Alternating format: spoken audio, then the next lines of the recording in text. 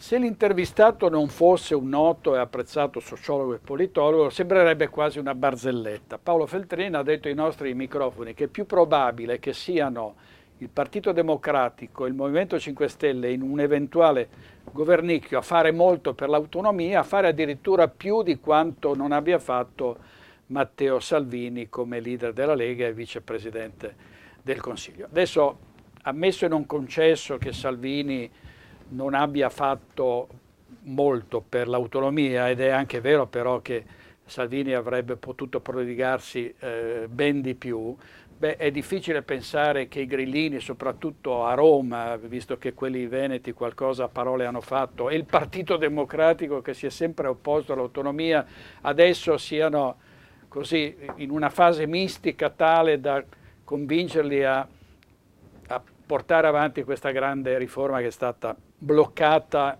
in più occasioni, addirittura sono passati 669 giorni, pensate, da quel referendum.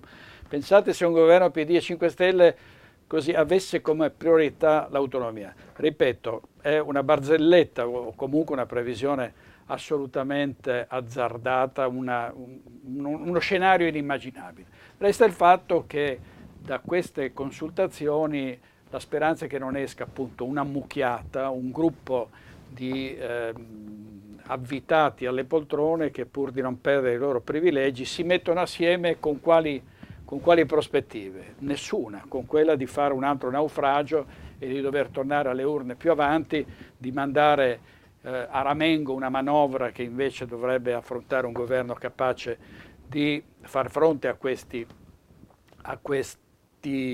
problemi drammatici. Ecco, il Presidente Mattarella, noi speriamo che dia la prevalenza al cardine della democrazia, che è la sovranità popolare, di cui si parla tanto, ma che poi nei fatti è pochissima, che non dia un altro schiaffo agli elettori, soprattutto ai veneti che all'autonomia credono e che sperano che ci sia un governo che finalmente la porti avanti.